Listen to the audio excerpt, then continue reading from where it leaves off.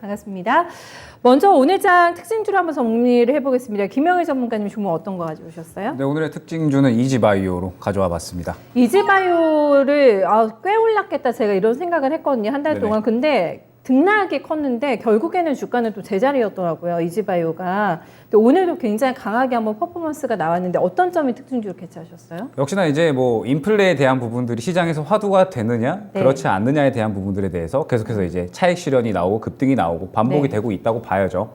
지금 이제 인플레가 한번 이 시장에서 화두가 되었을 때에는 크게 급등이 나오고 그 다음에 차익 실현이 나왔다가 다시 한번 또 급등이 나오는 이런 패턴들이 반복이 되고 있는데 이번에 이제 상승이 나왔던 부분들이 뭐냐라고 한다면 역시나 이제 이 곡물에 대한 식량에 대한 인플레 우려감이 다시 한번 이제 시장에 떠올랐고 이제 오늘 이 베트남과 그 다음에 태국이 세계 쌀 수출량 2, 3위거든요. 그런데 이제 이 두 나라가 지금 현재 워낙에 이 곡물 인플레에 대한 부분들이 심하다 보니까 네. 우리 이제 가격 올려야 되는 거 아니냐. 이제 그렇더라고요. 이런 부분들에 대해서 이야기가 나왔고 가격이 네. 올라가게 되면은 당연히 이제 우리 밥상에 바로 또 이 반영이 되기 마련이잖아요. 그러면 당연히 또 우려감이 오를 수밖에 없는 상태이기 때문에 이제 이러한 부분들이 시장에 좀 상당히 반영이 됐다라고 이제 볼 수가 있을 것 같고 결국에 이제 이러한 부분들은 각 나라에서 이 식량에 대해서 이제 보호주의가 좀 더 이제 심해지고 있다라고 이제 봐야 될 것 같아요. 네. 지금 이제 이 최근에 푸틴이 지금 현재 흑해 그 다음에 이제 아조회를 막아놓고 있잖아요. 그러면서 지금 우크라이나가 수출을 하지 못하게끔 막아놓고 있고 그것을 이제 활용해서 무기로 쓰고 있단 말이죠. 네. 그러면서 지금 빨리 이제 러시아를 향한 제재를 풀어라 서방 국가들한테 얘기를 하고 있고 이제 유럽 국가들도 되게 이 좀 의견이 달라요. 지금 이제 그냥 빨리 러시아 좀 제재 풀어서 지금 이 인플레를 좀 잡자 이런 이야기도 있고 그 다음에 아니다 러시아를 제대로 응징을 해야 된다. 약간 이제 이렇게 의견이 갈리는 상태도 있고 그래서 지금 뭐 여러 가지 의견들이 갈리는 상황에서 어찌됐든 뭐 푸틴이 계속해서 이런 식량에 대한 부분들을 무기로 쓰고 있는데 이제 우크라이나의 젤렌스키 대통령이 이제 이번에 7월 달에 식량 이 인플레에 대해서 재앙이라는 표현을 썼거든요.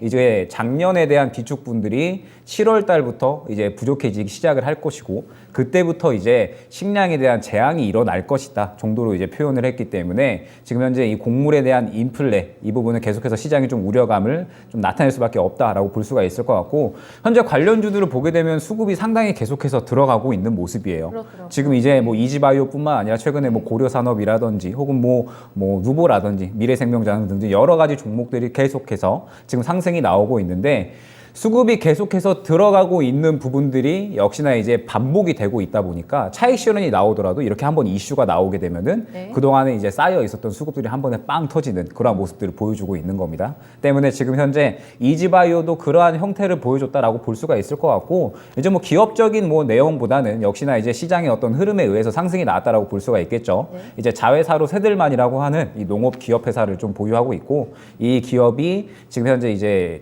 뭐 농업에 대한 부분들을 상당히 또 어느 정도 점유율을 가져가고 있는 기업이기 때문에 오늘 시장에서 상당히 조금 좋은 탄력이 나왔었던 것으로 보이고요. 네. 이제 인플레에 대한 부분들은 아직까지는 추가적으로 계속해서 반복이 될 수밖에 없다라고 보고 있습니다. 여전히 인플레는 우려감이 남아있는 상태이기 때문에 이러한 이 인플레 관련주들도 계속해서 시장에서 좀 지켜볼 필요가 있다라고 판단을 해서 오늘 특징주로 가져와 봤습니다. 한참 뭐 저희 식량 위기 얘기 나올 때 4월 중순에 나왔던 게 9,000원 근방까지 한번 슈팅이 있었어요. 그래서 신고점이 9,000원 라인에서 잡혀 있는 종목인데 지금 6,000원 중반대입니다. 그러면 이거를 지금 재앙을 예상한 시기가 젤렌스키 대통령이 7월 아니겠습니까? 그럼 끌고 가는 매매도 괜찮다고 보세요? 아니면 트레이딩으로 이런 변동성을 활용해야 되는 주식이라고 보세요? 저는 철저한 트레이딩으로 보고 있어요. 트레이딩이에요? 네, 왜냐라고 했을 때 지금 현재 이 곡물 관련주들을 보게 되면 네. 결과적으로는 이지바이오 같은 경우에 차트를 보게 되면 급등이 한번 이제 나왔었던 구간이 있죠. 그런데 이 구간에서 결국에는 차익 실현이 대략 한